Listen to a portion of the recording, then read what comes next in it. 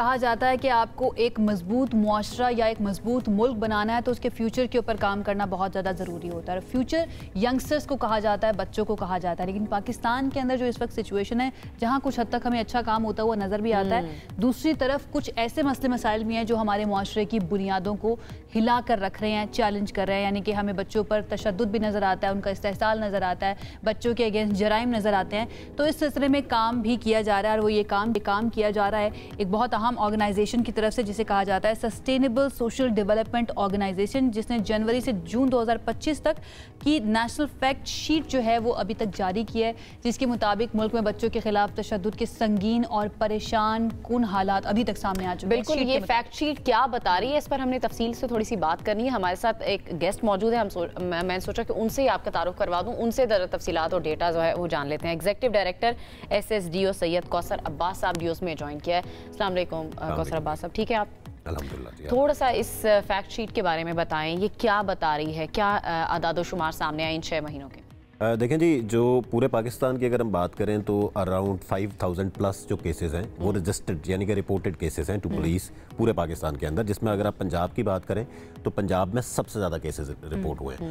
अब इसके ऊपर ना बेसिकली जो एक आम आदमी है वो ये समझता है कि पंजाब के अंदर अगर सबसे ज़्यादा केस रिपोर्ट हुए हैं तो खुदा न खास्ता पंजाब कोई बड़ा हॉटस्पॉट बन गया है। रिपोर्टिंग होना केसेस की that is a positive thing. इसमें ये समझा जाता है कि रियासत बड़ा सीरियसली एफर्ट कर रही है इन इशूज को एड्रेस करने के हवाले से। ट्रस्ट कर रहे हैं अपनी पुलिस के ऊपर, अपनी रियासती इदारों के ऊपर कि वो कोई भी इस तरह का केस होता है तो उसको रिपोर्ट करते हैं। कंपैरेटिवली अगर आप बलूचिस्तान में देखें तो बड़ी कम रिपोर्टिंग है। अगर आप खैबर पख्तूनख्वा में देखें तो उन्होंने डेटा ही नहीं शेयर किया, वो डेटा छुपाते हैं हमेशा। ठीक है, तो बेसिकली जब आप डेटा शेयर कर रहे हैं, जब पंजाब पुलिस ने हमारे साथ डेटा शेयर किया, इस्लामाबाद ने शेयर किया, बाकी सब ने हमारे साथ शेयर किया, और हर 6 महीने के बाद हम राइट टू इन्फॉर्मेशन जो एक्ट है हर सूबे का और वफाक का, उसके तहत हम ये तमाम इदारों को लिखते हैं कि हमें बताया जाए कि कितने केसेस रिपोर्टेड हैं। रिपोर्टिंग होना दुनिया पूरी के अंदर ये मसाइल हैं। जहाँ पे भी अभी आप गूगल करें, कनाडा का, अमेरिका का, किसी का डेटा भी जो है वो आपको ऑनलाइन अवेलेबल मिलेगा, जबकि पाकिस्तान के अंदर अनफॉर्चुनेटली डेटा का फुकदान है, डेटा नहीं होता, जिसकी वजह से प्लानिंग के इश्यूज होते हैं, जिसकी वजह से इन इश्यूज को एड्रेस करने के बड़े मसाइल होते हैं। डेटा शेयर करने से आपकी जो पब्लिक परसेप्शन है वो हमेशा ठीक होती है। अब देखें ना, मिसाल के तौर पे आजकल जो एक सोसाइटी के अंदर पोलराइजेशन है कि जो ये समझा जा रहा है कि रियासत कुछ नहीं करती सवाए पॉलिटिकल टारगेट्स के अलावा, ठीक है, जो विक्टिमाइजेशन उसके अलावा। दूसरी साइड पे ये रिपोर्ट इस चीज का सबूत है कि पंजाब पुलिस की कारकर्दगी बहुत बेहतर है। अगर इस तरह का डेटा आप पब्लिकली शेयर करें तो इदारों के ऊपर शहरियों का एतबार होगा, ट्रस्ट बिल्ड होगा कि वो जाके देख सकेंगे। कौसर ये बताइए, जो ऑर्गेनाइजेशन है सस्टेनेबल सोशल डेवलपमेंट ऑर्गेनाइजेशन, ये ऑटोनोमस है, गवर्नमेंट के अंदर आती है, किसी मिनिस्ट्री के अंदर आती है? थोड़ा सा इसके बारे में नहीं जी, बिल्कुल हम इंडिपेंडेंट हैं, हम किसी गवर्नमेंट की जो है वो पार्ट नहीं है, हम ना कोई गवर्नमेंट से सपोर्ट लेते हैं। ये totally non government non partisan organisation, ना हमारा किसी सियासी जमात से, ना किसी एक मकतबा फिक्र से हमारा ताल्लुक है। हम तमाम स्टेक होल्डर्स के साथ काम करते हैं, तमाम सियासी जमातों के साथ काम करते हैं, तमाम पॉलिटिकल लीडरशिप, तमाम हुकूमतों के साथ हम काम करते हैं। हमारा मकसद ये होता है कि इस तरह के जो इश्यूज हैं उसके ऊपर एक एविडेंस बेस्ड रिसर्च करके जो हमारे रियासत के इदारे हैं उनको सपोर्ट किया जाए कि किस तरीके से उसको बेहतर किया जा सकता है। ओवर द इयर्स इस वक्त जो सिचुएशन है पाकिस्तान के अंदर, इंडिपेंडेंट या इररिस्पेक्टिव ऑफ द गवर्नमेंट, जिसकी भी गवर्नमेंट रही है, ओवर द इयर्स आपको बेहतरी नजर आई है या हालात खराब होते हुए नजर आए हैं? थोड़ा डेटा हमारे साथ मैं कहूँगी शेयर करें। हाँ, देखिए, कंपैरेटिवली अगर क्योंकि हम बात करें खवातीन और बच्चों के स्पेशली केसेस की, जब हम बात करते हैं तो कंपैरेटिवली आप देखें तो पंजाब के अंदर सिस्टम्स बहुत बेहतर इस्टेब्लिश हुए हैं पिछले 2 सालों के अंदर। अगर आप देखें तो वहाँ पे आपको जिस तरह वर्चुअल वेमेन पुलिस स्टेशन बन गए, यानी कि घर बैठी खातून कॉल करके अपनी सारी काउंसलिंग करवा सकती है या अपने इशूज को एड्रेस कर सकती है इस सारे सिचुएशन के बाद। इसी तरह अगर आप, और एहसन यूनुस साहब DIG साहब उसको लीड कर रहे हैं, वो बड़ा अच्छा काम कर रहे हैं। और इसी तरह अगर आप देखें जो आपका बच्चों के हवाले से है, child protection and welfare bureau Punjab, सारा अहमद उसको लीड कर रही हैं। She is doing amazing work. क्योंकि आप अगर पंजाब या पूरे पाकिस्तान में अगर बच्चों के हवाले से देखें तो पूरे पाकिस्तान के अंदर, सिंध के अंदर चले जाएं, खैबर पख्तूनख्वा के अंदर चले जाएं, बलूचिस्तान के अंदर चले जाएं, इवन इस्लामाबाद कैपिटल के अंदर आप आ जाएं, यहाँ पर भी बच्चों की रिहेबिलिटेशन के लिए मैकेनिज्म मौजूद नहीं है। आपको हर सिग्नल के ऊपर, आपको पार्लियामेंट के सामने शाराए दस्तूर के ऊपर आपको बच्चे जो हैं वो भीख मांगते नजर आते हैं। बच्चों का इस्तेसाल, भीख मांगना is basically exploitation of a child, it's a child trafficking.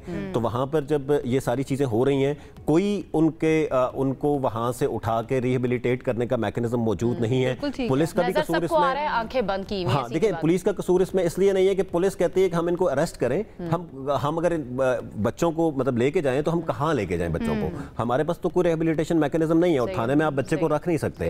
ये एक ऑर्गेनाइज माफियाज हैं जो बेसिकली इस तरह के बच्चों का इस्तेसाल कर रहे हैं, खवातीन का इस्तेसाल कर रहे हैं। ये माफियाज किस तरह से काम करते हैं? इस्तेसाल किस कैटेगरी में ज्यादा हो रहा है जो आपके पास स्टैट सामने आया? देखिए, जो सबसे ज्यादा आपका जो, क्योंकि इस सारे प्रोसेस को, अब ये भी मैं थोड़ा सा क्लैरिटी देना चाहूंगा कि लोग इसको हमेशा कंफ्यूज करते हैं कि शायद जिसको आप क्रॉस बॉर्डर लेके जा रहे हैं वही ह्यूमन ट्रैफिकिंग होती है। ह्यूमन ट्रैफिकिंग आपकी जितनी भी आपकी with in Pakistan human trafficking है, 2018 का prevention of trafficking in persons act 2018 ये कहता है कि वो पुलिस का काम है कि उसके खिलाफ कार्रवाई करे, एफआईए का काम नहीं है। ये काम आदमी को समझने की जरूरत है। जितनी भी आपकी बैगरी है वो बेसिकली ट्रैफिकिंग के जुमरे में आती है, ठीक है? तो अगर जो भी बैगरी आपकी हो रही है उसके ऊपर उसको ट्रैफिकिंग या उसको आप कहेंगे इस्तेसाल या एक्सप्लॉयटेशन है। बैगरी नंबर 1 पे है, मतलब कमर्शियल सेक्स है आपका, जितनी प्रोस्टिट्यूशन एंड कमर्शियल सेक्स है वो सारी आपकी इसके अंदर शामिल है। आपकी बॉन्डेड लेबर जितनी भी है, जितनी जबरी मुशक्कत है आपकी, वो सारी की सारी इसके अंदर शामिल है। आपकी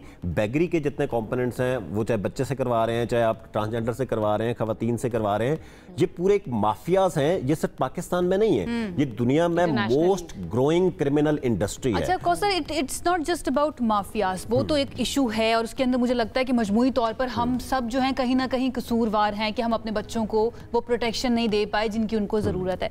अगर हम घरों के अंदर भी देखें या फिर हम कुछ ऐसे इदारों में भी देखें जो कि जहाँ पर बच्चे पढ़ने के लिए जाते हैं, वहाँ पर भी हमें इस तरह की कुछ चीज़ें नजर आती हैं। आप ब्रेक में जो बता रहे थे कि आप एक रिपोर्ट तैयार करें, उसके बारे में बता दें, then will conclude this session. देखिए जी, बेसिकली आपकी जितनी भी चाइल्ड लेबर है घर के अंदर, जो आपने घरों के अंदर बच्चों को मजदूरी के लिए रखा होता है, घरेलू कामकाज के लिए रखा होता है, basically it's a child trafficking. और बड़ा सीरियस इसके ऊपर लॉज अब अप्लाई होते हैं और उसको अप्लाई करने की जरूरत है। इसके अंदर एक माइंडसेट भी है बेसिकली कि हम समझते हैं कि बच्चे को घर के अंदर मुलाजमत के लिए रखना जो है वो कोई क्राइम नहीं है, वो कोई गलत बात नहीं है। तो हमारा शायद माइंडसेट इस तरह का एक सोशल कल्चर बन चुका है हमारा कि जिसको हम शायद गलत नहीं समझते।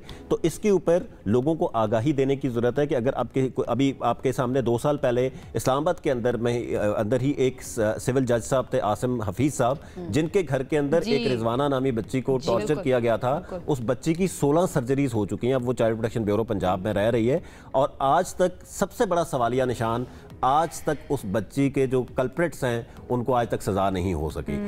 तो ये सबसे बड़ा इशू है कि अगर हमारी रिपोर्ट में भी आप देखें तो जो कन्विक्शन रेट है that is less than 1% in 6 months, which is a big question mark कि हमारा जो क्रिमिनल जस्टिस सिस्टम है उसके अंदर आप देखें तो कई दिहाइयां गुजर जाती हैं लेकिन लोगों को जो है वो वो नहीं मिलता, इंसाफ नहीं मिलता। इसी तरह अगर आप रिपोर्ट की बात करें, देखिए सबसे इंपॉर्टेंट चीज ये है कि बच्चों को एजुकेट करने की जरूरत है। Good touch and bad touch क्या है उस हवाले से बच्चों को बताने की जरूरत है। अगर आपके घर के अंदर ड्राइवर है, अगर आपके घर के अंदर सिक्योरिटी के लोग हैं, शेफ है या कोई भी स्कूल लेके जाता है, किसी भी जगह पे अपने बच्चे को आप भेजते हैं तो आपको आपके बच्चे को पता होना चाहिए कि what is good touch and what is bad touch. अगर और ये बड़ा जरूरी है कि बच्चे को आप इतनी लिबर्टी दें और उसके साथ ऐसी आपकी एक बॉन्डिंग होनी चाहिए कि बच्चा ओपनली आपको बता के, अगर आपको बच्चा बता रहा है, आप जब तक उसके साथ वक्त नहीं गुजारेंगे तब तक वो शायद इतनी स्पेस उसको नहीं मिलेगी कि आपको बचा। और अगर कोई बता रहा है तो उस पे यकीन भी करें। फिर ये भी बड़ा इंपॉर्टेंट बच्चों पे यकीन नहीं कर रहे होते